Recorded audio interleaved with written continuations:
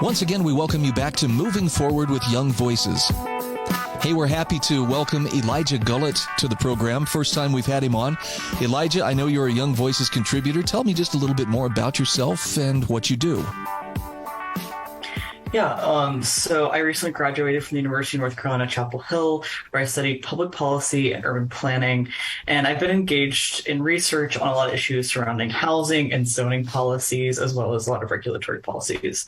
I'm also currently the branch leader for the American Conservation Coalition's North Carolina Eastern branch. So, yeah. Well, you're staying busy, and I'm looking at an amazing article that you wrote about how banning vape shops near church won't stop kids from vaping. And I have to laugh at this just because I saw a very funny meme earlier this week, and it was a photo of a cigarette. It says, "New plant-based alternative could help kids stop vaping." And I was like, we've about come full circle. What's the story behind this desire to ban vape shops near churches? Yeah, so I think over the past few years, we've seen increased interest in regulating the e-cigarette or vaping markets.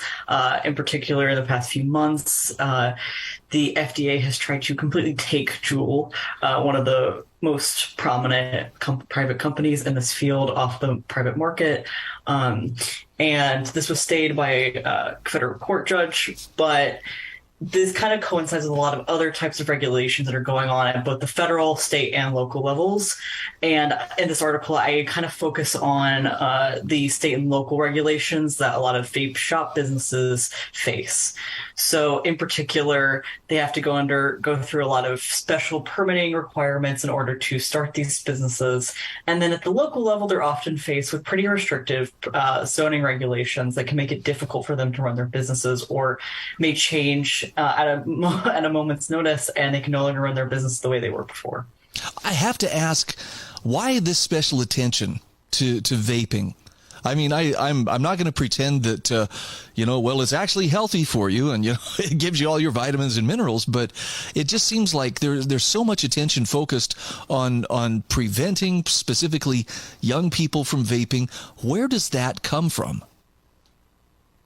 Yeah, no, I think it's a good question. I think in a lot of ways, it's probably a lot of industry pressures. This is a sort of up and coming industry that actively competes with a lot of long-standing industries, including, say, tobacco and that kind of thing, or even a lot of these vape shops, for example, are often small businesses, and they're going up against bigger corporations like CVS, who also can sell the same vape products, right? I think that's sort of a sort of public choice economics, that in the more academic language, of how business and industry use the state to punish their competitors. And I think that's what's happening here. It is an interesting development. And, especially when vaping is so much safer in many ways than cigarettes, it's interesting the amount of pressure it's getting. That was the next thing I wanted to ask you about was, is vaping really that much more dangerous? I only ask that because I have numerous friends and acquaintances who were one time, tobacco smokers and found it very, very hard to quit. But the thing that made the biggest difference for many of them was by going to a vape, which allowed them to kind of wean themselves away from their tobacco habit. And all of them said it was a huge tool in helping them accomplish that. And I'm not sure why the need to take that tool away. Yeah, I think a lot of Americans can sympathize with that. I know I myself can sympathize with that. Anyone who's known people who've made that transition from traditional cigarettes to e-cigarettes knows the benefits they can have.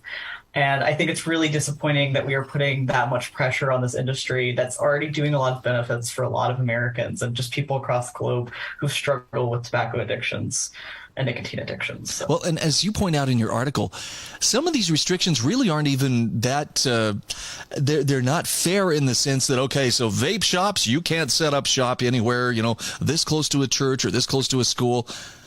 But gas stations, or convenience stores, they sell the same products and, they're okay. It just seems like that's a big advantage to some with less advantage to others. That doesn't seem like a proper thing for government to be doing.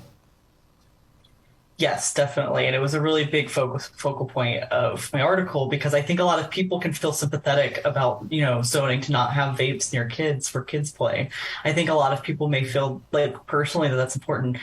And I think it's also simultaneously important to recognize that we're doing this in an unfair way, that the state is sort of playing its hand in a heavy way in the industry so that or companies like gas stations, CVS, Walgreens can all have their vapes and cigarette products and any other traditional tobacco products sold. But these vape shops that are often run by, first time entrepreneurs, small business people, they can't run their businesses in a fair way. No, and I've actually spent a little bit of time working in the retail sector, specifically at a convenience store, and I can tell you that the amount of money that is made on tobacco and vape products, and as well as alcohol, I mean, it's all taxed to the hilt, but those are huge money makers, at least for convenience stores. Yes, definitely. And it kind of makes you wonder, like, what are these small businesses going to do as these regulations become more common? What does this do for, these are also their personal incomes. This is how they make money. And so we should be, I think policy should take seriously what it means when we are taking away someone's income like this or making it difficult for them to run their business while we allow bigger corporations who aren't going to be as hurt by these types of regulations or are explicitly even, and as I mentioned in the article, completely omitted from these regulations. They're allowed to sell the same products because they're a big company, basically. What is the evidence that, whether it be municipalities or legislatures, but where's the evidence that it's being cited to justify, this kind of regulation and to make vape products, off limits or to make them that much harder to get? Is there some kind of convincing evidence that, this is so much more dangerous, or are they standing on shaky ground? So in writing this article, I did a review of the literature on this. And as it stands, it does seem to be a little mixed. There's some evidence from 2015 that suggests, however, that it doesn't actually make that much difference. If a school, for example, is near a vape shop, that there's other factors that tend to go into whether or not, a minor is going to choose to purchase those products. And on top of that, I think another thing the policymakers are not taking seriously is that a lot of teenagers are going to have friends who are old enough to still buy these products for them. And then that's a large portion of where these minors are still getting these products. And you're not actually getting at the heart of the problem with these regulations. You're just hurting these small businesses without necessarily the public health benefits we'd want. So is this just limited to certain corners of the country? Is this something that is kind of widespread? Are we seeing this, big cities and small towns alike? Yes. So that's the interesting thing is that this is sort of the United States on a lot of policy issues is very patchwork. And this is, no different. However, we are seeing an increasing number of both large cities and rural and urban states taking on a lot of these regulations. In the article, I mentioned Utah as being particularly restrictive compared to a lot of other states. And this is true. And it's like not in a particularly big city. It's not even these big cities are necessarily doing this. It's across the state, usually through their departments of health and human services. And it's increasing and it's turning. And it sounds like the municipalities in many cases have kind of a free hand. If they want to get even stricter than the state level regulations, the states pretty much tell them, yeah, go for it. So the bigger question is, does any of this really prevent kids from becoming addicted to nicotine or otherwise developing bad habits? Or is there a better way that this could be addressed? Yeah. So as I mentioned, I definitely don't think this is getting the heart of the problem. If we're concerned about minors consuming these products, I think there's alternative, more targeted ways we can approach that problem without hurting small businesses in the process. I think direct interventions, educational programs that show why nicotine is addictive and can be harmful is one way. But I think the other thing is, a lot of the history of prohibition in the United States and elsewhere has shown that it often creates more harmful outcomes. And I think this is, as we've seen over the past few years. So after the FDA banned the fruit-flavored vapes because they were worried it was sort of being advertised to minors, they were still getting these fruit-flavored vapes, but they were getting them from the black market. And we needed to take that seriously and make sure that there's healthy avenues for adults who are going to partake in this otherwise. And it seems like there ought to be a way to do this without, hurting some small businesses while benefiting bigger businesses or other businesses.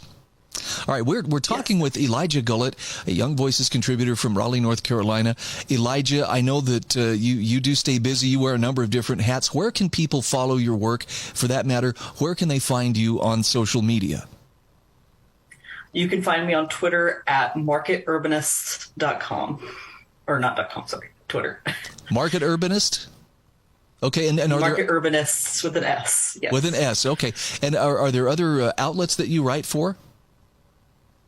I write for some local area places like Carolina Journal, through the John Long Foundation, North Carolina. I've worked for the Foundation for Economic Education. You can find my articles through there as well. Okay, fantastic. Wow, that's some impressive organizations you're working with there. Thank you so much for being our guest today on Moving Forward with Young Voices. Thank you for having me.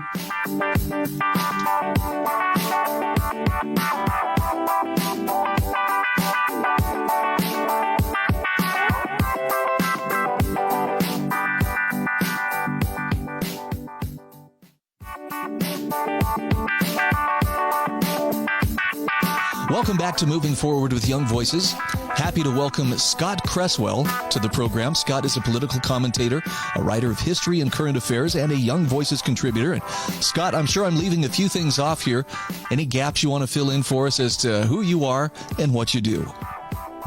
Well, thanks for having me on. I'm a political commentator, a big studier of history. I write mainly about how British government works, general elections, prime ministers, leadership. Those are my main areas of interest. Yeah, I'm looking at an article that you wrote for Comment Central, and it's titled "Britain Can Learn from Presidential Primaries When Electing Party Leaders." Now, are we talking American presidential primaries? Are there other presidential primaries from which Britain could learn when it comes to electing its party leaders? I think that Britain can learn a lot, specifically from the American style of electing leaders, because as it currently stands, we're in the middle of an election race for Conservative Party leader. And it's being chosen just by, less than 1% of the public, just 160,000 members. And when you have such a small slice of the public voting, I think there is a great cry for people who want a say. I think that people, particularly as we're seeing the next Prime Minister, I think people want to have a say on who leads the country and what sort of policies they're going to be offering over the next few years. Can you walk me through the process of how does Britain choose its political party leaders, and in particular, I'm curious, how does it shut people out of the decision-making process? Well, specifically for the Conservative Party, since 1965, they've basically before that, they were basically selected by what was known as a magic circle. So only a select few people could choose who was going to be leader.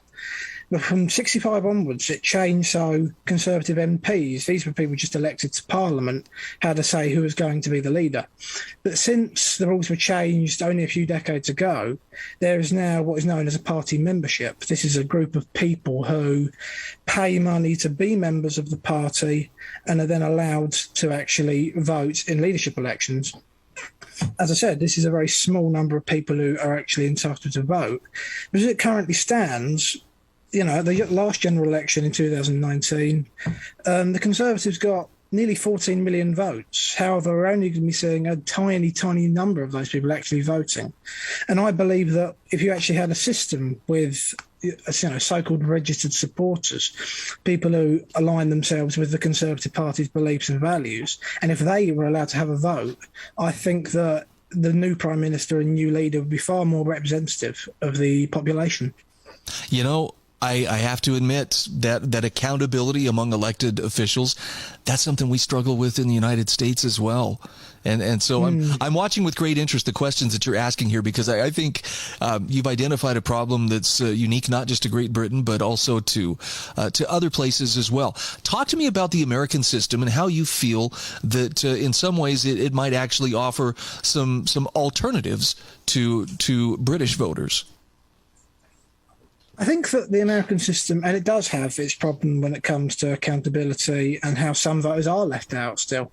But I do think that with the British system, it's even worse. I think that it's okay if, in let's say the Democratic or Republican primaries, if several million people can vote. But here, it's only left a few several hundred thousand people. I mean, the Labour Party may have more, but the Conservative Party it's still a tiny number, as is the Conservatives. I just think that, polling has shown that, Liz Truss and Rishi Sunak, the two candidates to succeed Johnson, they're not the candidates which the public want. I think that in a primary system, you can let voters choose who they want to be leaders. Because I think right now you've got a political class which is actually very distant from the voters. Amen to that. Yeah, I totally agree.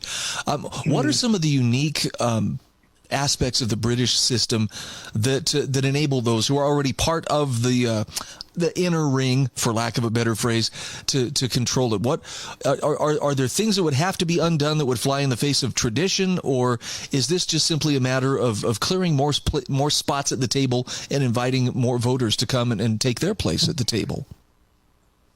I think that a political party that is using, such small pools of voters to choose leaders is a party that's living desperately in the past. I mean, that's why the Conservative Party changed it over 5 decades, or nearly 5 decades ago. I think that, but if they expand it, I think, as I said, people will have more of a say. And I also think that people and leaders would be far more held to account. And I think that people would be far more connected to politics. You'd have that local connection back again. I think the criticism that many have of this system, or might have of this system, that you're expanding the voting pool, I think there's nothing really wrong with that. I think that it's a progressive move towards further democracy. And I think that any opportunity that the people have to say what they think and say what they believe in, then I don't think there's anything wrong with that. So as it stands right now, what is the lay of the land in Britain in terms of who is the dominant party and who, who would you like to see, better represented? Is the dominant party, do they deserve to be dominant? Do more people hold to that point of view? Or is it just a matter of the right people in the right places, and that's how they maintain their power? I mean, it's a mixture of lots of different things. I mean, since 2010, the Conservative Party has been dominant in general elections, and they currently have every right to be in government because they're elected with an 80-seat majority. But I think that with the Conservatives in particular, since 2010, they've got such a wide intake of people such as Sunak and Truss, both of whom politics before was, you'd have to have a career going on for several decades. It seems that even sort of the babies, for lack of a better phrase, are getting a look in. But Sunak was Chancellor before he quit, and this begun the spiral to take over as Prime Minister from Boris Johnson. And Sunak and Truss came very much as a quick rise up to Foreign Secretary, and she's been in that position since a reshuffle late last year. And I think out of the two of them, it seems it's strange because we're currently members are voting currently for the Prime Minister. You've just had the MPs voting, and it's going to be strange because I think it's likely. In fact, I think it's almost certain that the next Prime Minister of Britain will be Liz Truss. But I do think that it will create parliamentary problems because Rishi Sunak got the support of 38% of his parliamentary colleagues, while Liz Truss only got 31. It's not the first time you've had such distance, but I think that, again, that's why I think that if you expand the voting base, then I think that decisions taken over leadership will be far more. I think they'd just be far more authentic of what people would want their politics to be. I think people would want to see the leaders they want in charge.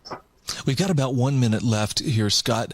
I have to ask you, does the average voter in Great Britain feel as though their vote counts, or do they feel that it's just lost in the masses? No, I think that a lot of people probably don't. I mean, this may not be true of Conservative voters, but a lot of people obviously think if they vote for minor parties, they're not going to get a say because we've got a first past the post system, which means that the largest two parties really dominate. But I think that a lot of people want to be involved in this contest, particularly those 14 million Tory voters. I mean, polling has shown that they're not too fond of Sunak and Truss. They'd rather have another candidate. But I think that if you expanded the voting base in this, in such a way where the public are allowed to choose the next leader or prime minister, I think that politics would be far better. I think it would be more respected. I agree. Again, we're talking with Scott Cresswell. He is a Young Voices contributor. And Scott, where can people follow your writing and where can they find you on social media? My main page is on Twitter. That's Scott Cresswell 8, Scott Cresswell 8. And there you can find all of my articles, my reviews, and all of the tweets, which I regularly publish. All right, Scott, great to talk with you. I hope we get the chance to visit again soon.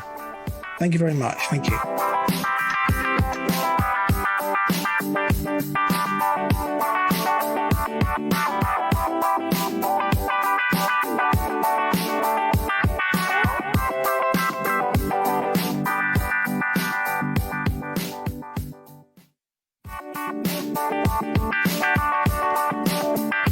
And we are back on Moving Forward with Young Voices. Happy to welcome Danielle Zanzalari, who is joining us. This is Danielle. This is your first time on the program, so tell us just a little bit about yourself, who you are, and what you do. Hi, thanks for having me here. I'm an assistant professor of economics at Seton Hall University.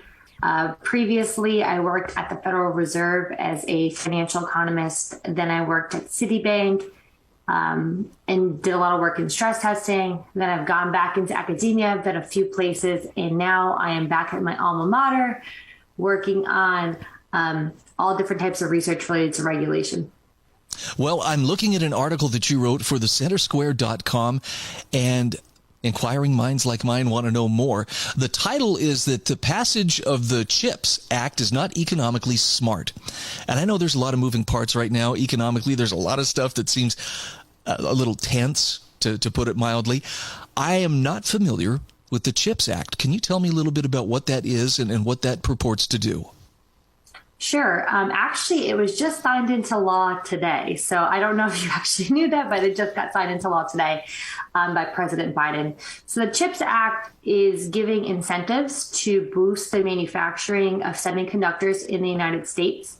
And part of that is to deliver tax breaks for manufacturing companies in order to, again, produce within the boundaries of the United States, as well as $52 billion worth of subsidies. So just to basically encouragement. And the problem why it's not economically sound is because these companies don't need this extra money in order to produce here. Many of these companies, since the pandemic, have actually begun the process of opening up manufacturing plants here, like in Ohio and other Midwestern states, because they realize they can't rely on other countries. Specifically, China is a big manufacturing company for semiconductor chips, and they can't just rely on them. So they already were planning on kind of diversifying where their manufacturing plants were. And they actually stopped during this effort to get this act passed because they knew that money was on the line. And they basically told politicians, hey, we don't have the money to finish this. We're not going to finish this without this money.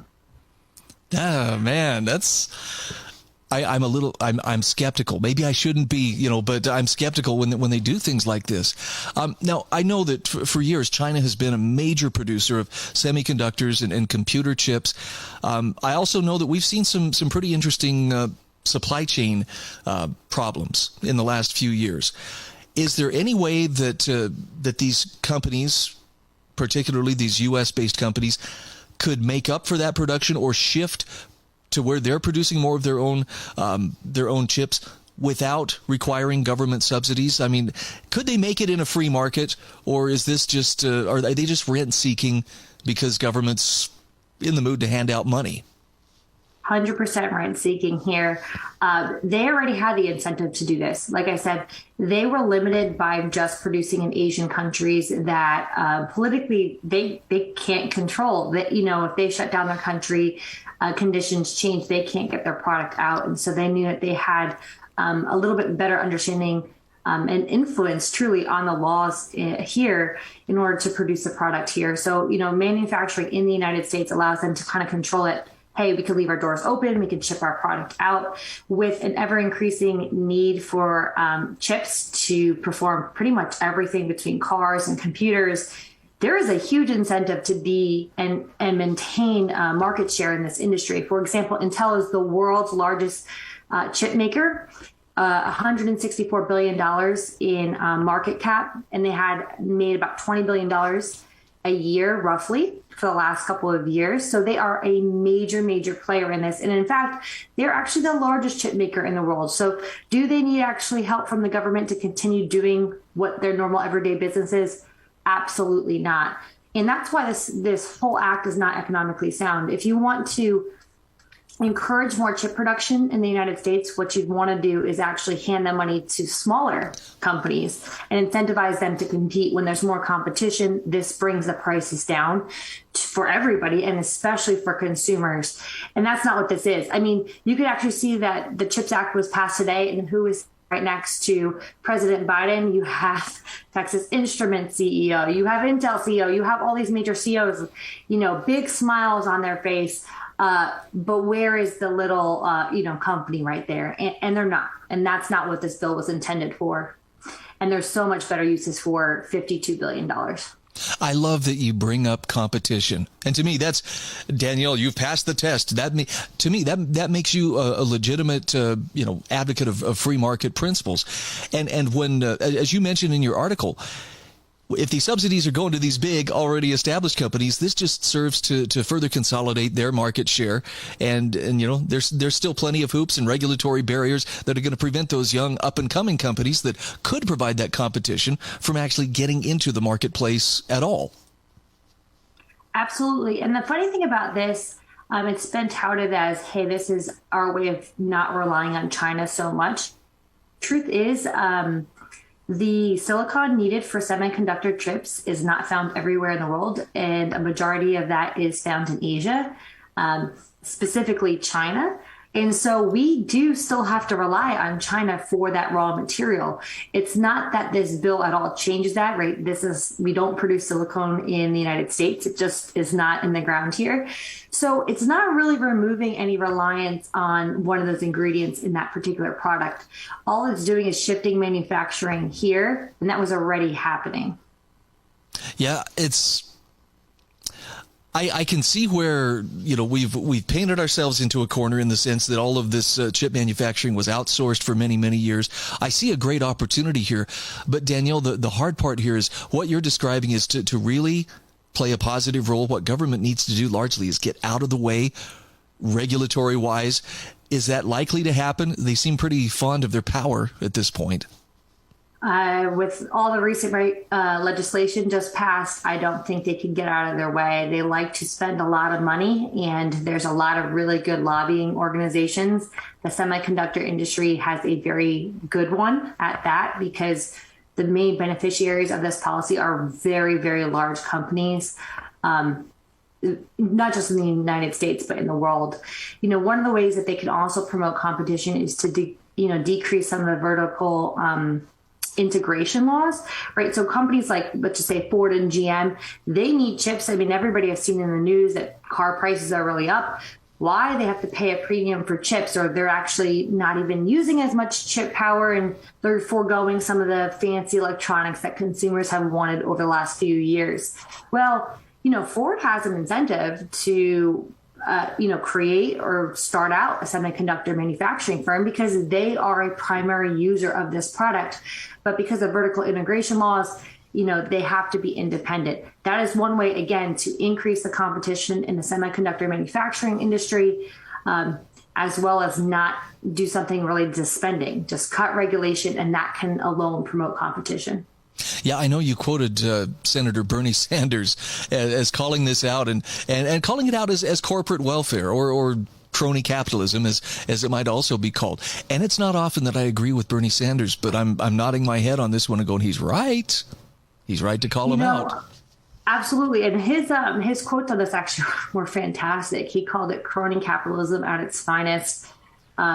This is not something that is helping the small marginalized company or person in this country. This is completely for large companies that were already moving manufacturing into this country. So all it is a corporate handout. And this is just one of the few, or I shouldn't say few, the many economic bills recently passed that do not make economic sense. Okay, well, I'm grateful for individuals like yourself calling them out on it and offering some I think very solid reasons why that money may be well intended, but it could be much better spent in other places, and frankly, more competition is needed, not less. Are there any other aspects as far as the chip supply? Are we starting to just see a catch up? Because there for a while it sounded like this was driving a number of different shortages. Trucks sitting in repair yards waiting to be fixed because they lack a chip. Are we starting to see that supply crunch ease? I'm not so sure in the short term, but I know that the forecast for the next year or two are that we're going to be producing a significantly greater amount of chips. I actually saw a 5-year forecast that said that the U.S. is going to be among the biggest manufacturers of chip production, even in just 5 years. So as I mentioned, this bill is not starting that investment in U.S. manufacturing. This has already begun, and that's one of the reasons why, because private industry already did this and already laid the groundwork for this, that we will be very much catching up to China and be producing a lot more in the next year or two. But in the short term, I'm so sorry, I just can't answer that. Okay. No, I appreciate that. I appreciate your honesty. Again, we are talking with Danielle Zanzalari, an assistant professor of economics at Seton Hall University and a contributor to Young Voices. Danielle, where can people follow your writing or follow you on social media? You can follow me on Twitter at dzanzalari, DZANZALARI. I know it's confusing. On Twitter, I'm happy to engage and talk more about this there.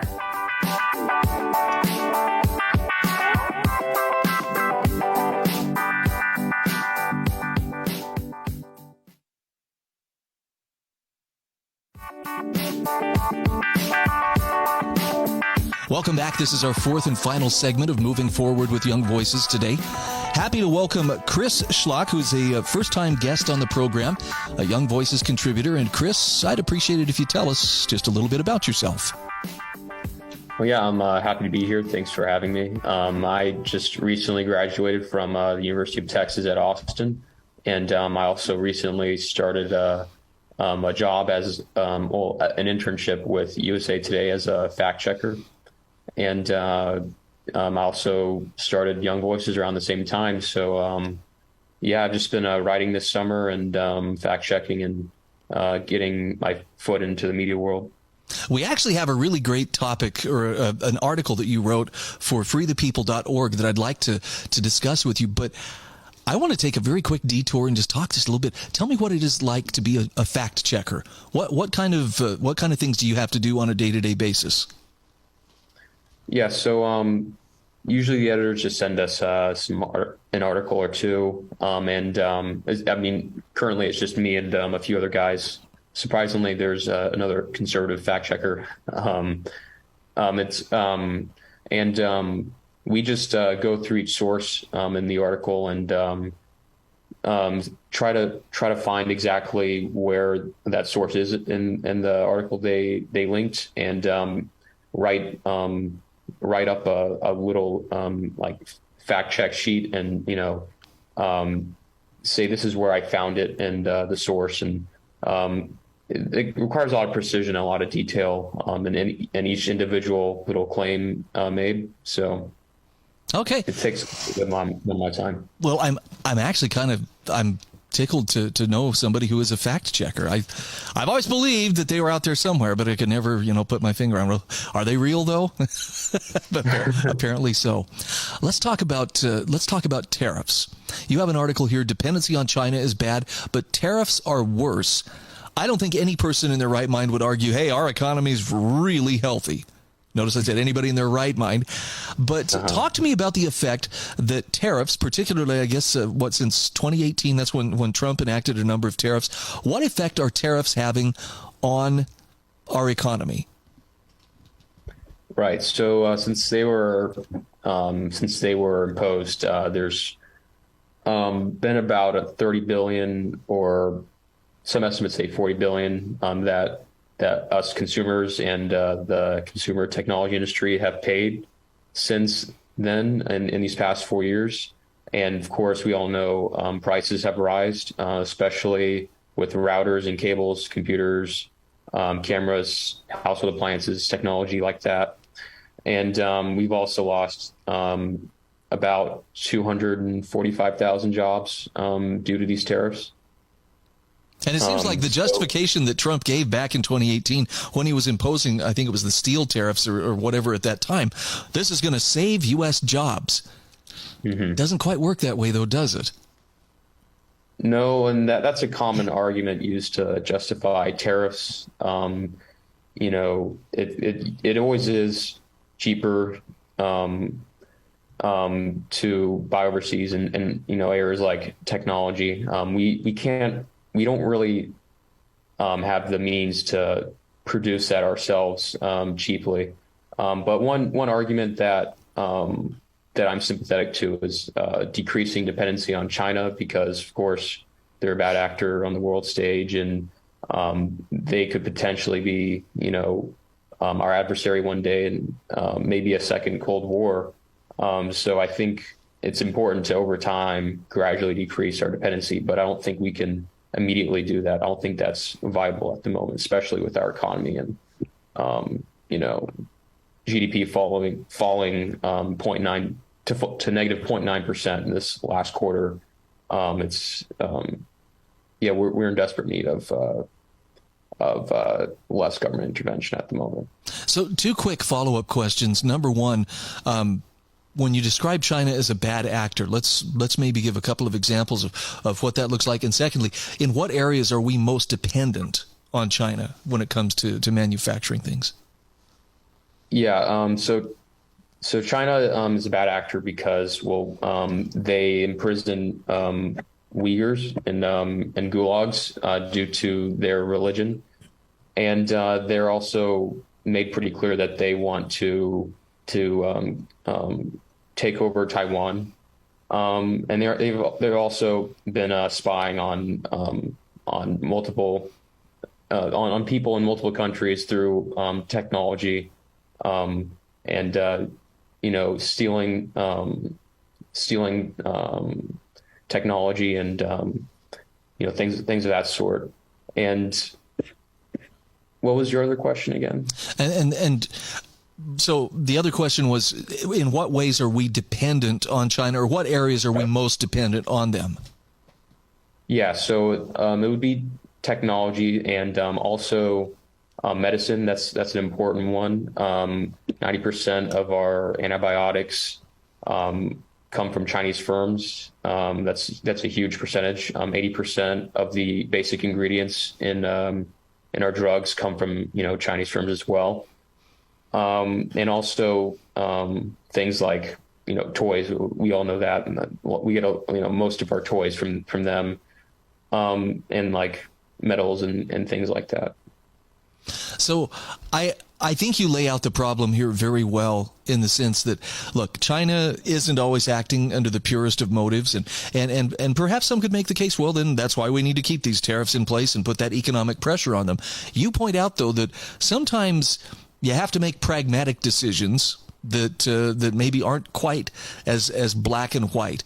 Do you want to walk us through why pragmatically it makes sense to continue to trade with China?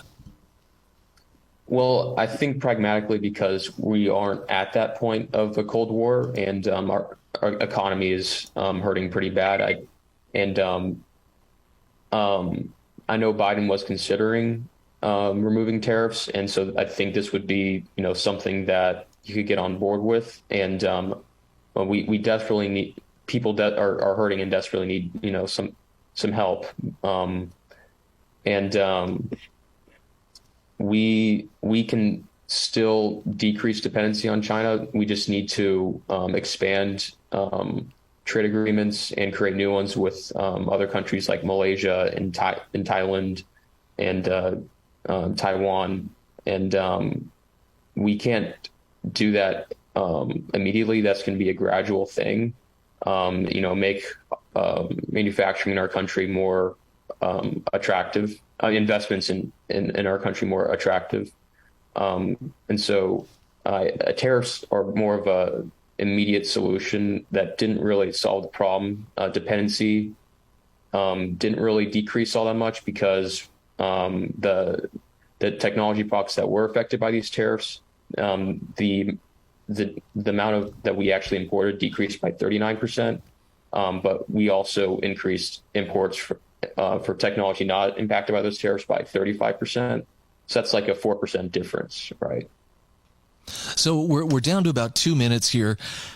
Help me understand how, if we remove tariffs today, what's the difference that people would see? Would we immediately see lower prices on some consumer goods with those tariffs gone? I think we would immediately see lower prices. But then again, I still think that over time we need to increase trade agreements with those other countries and slowly over time gradually decouple our two economies. But of course there are other things that we can do to help people in this current economic condition. We could definitely decrease spending. We can definitely do a lot of deregulation. But the only reason why I brought this up was because Biden was considering it in the recent months. So we got about 1 minute left here, Chris. I have to ask you, where is the strongest opposition to removal of those tariffs coming from? I'm sure there are those who oppose taking them away. Who fights against it and why?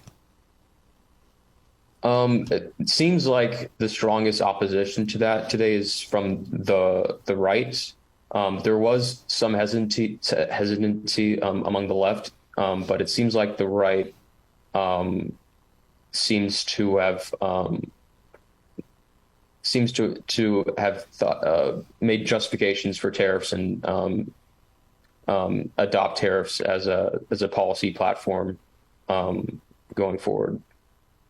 Okay, again, we're talking with Chris Schlock. He is an opinion fellow for USA Today as well as a contributor for Young Voices. I love hearing that message of, getting rid of tariffs would be a good thing. I hope it's something that falls on the right ears. Chris, where can people follow your work? Where can they find you on social media? You can find me at Chris Schlock on Twitter, and you can find me on USA Today as well. And spell your last name for those who are just hearing it. Schlak. Okay, got it. Chris, thanks so much for being our guest. Let's do this again. Thank you.